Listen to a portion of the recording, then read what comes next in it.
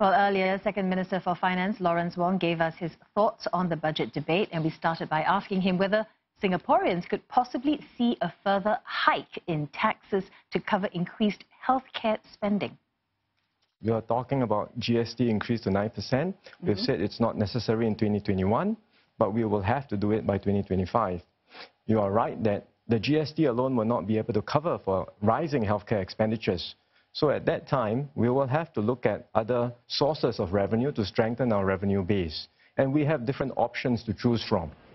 But whatever we do, we will continue to ensure that our overall fiscal system is a fair and progressive one, where the rich will pay a larger share of the taxes. Even for the GST increase, it is done in a way that is such that the rich will pay more, because we offset the GST with a permanent voucher system that is given to the lower income and the middle income.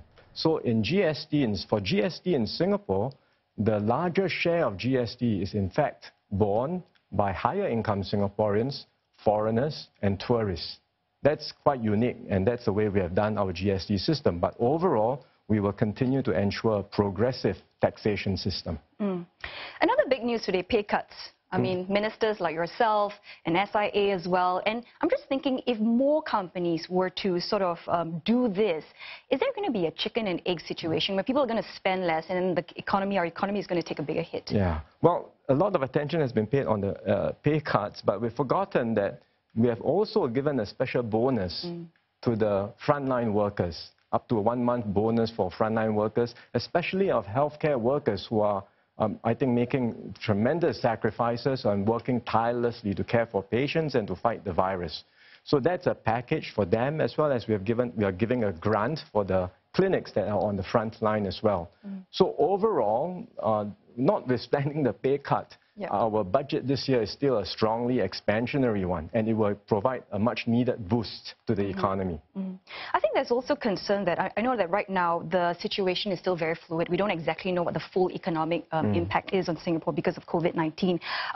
But do the pay cuts sort of maybe indicate that we might be in some kind of trouble? And if things get worse, what's the plan? What's next? The pay cuts are a way for us to show solidarity. It's not an indication that things will get worse. But I think if you look around the world, it is quite troubling, because there are signs that the virus is spreading beyond Asia. Now it's in the Middle East, it's in Europe.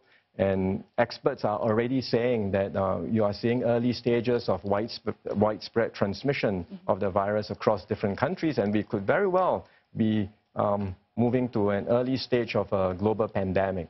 So we are prepared that the situation may worsen, and if so, the economic impact will be deeper and longer. So if that happens, then as DPM Heng said in the budget, we stand ready to do more, and we have the resources to do so. Can you just elaborate a little bit more on that? Because PM Lee also said that he doesn't rule out a possible recession. And if that happens, how will the government use the reserves to help Singaporeans? Well, we have designed a budget that's appropriate for the present time, for the present need, but because the situation is changing so quickly, if the situation worsens, if there is a need, we still have resources within this term of government to do more later on. And if the need really arises, then the government will make a case to the President to use our past reserves to unlock that, to help workers, to help companies, to help Singaporeans, and then that will be subject to the President's approval. Okay, but we're nowhere near that at this point. Now, there's also a big focus, on the budget about saving jobs as well as other sort of social policies. And would you say that this particular budget marks a shift somewhat in the government's approach?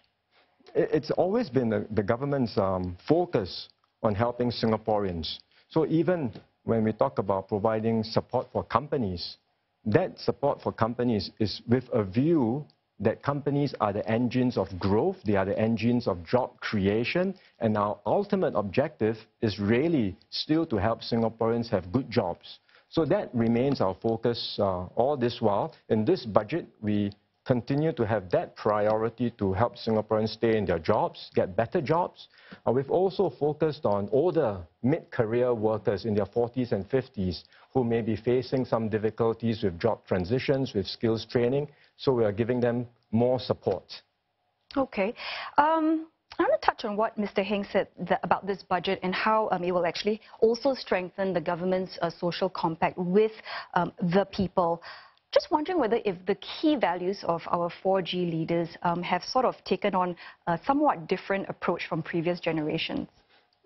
Well, I think the values that the government upholds, whether it's 4G now or previous leadership, are evergreen.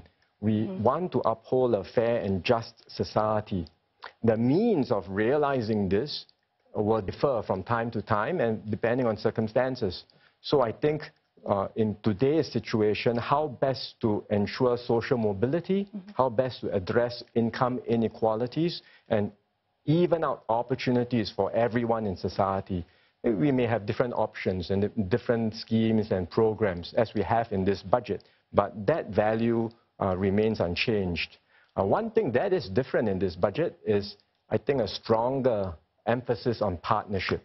And that's something that DPM Heng had launched earlier, a Singapore Together movement, a platform where we would like to involve many more Singaporeans to come on board and join us in pursuing projects that they would like to pursue in order to build a better nation, a stronger Singapore. So that's a strong theme in this year's budget.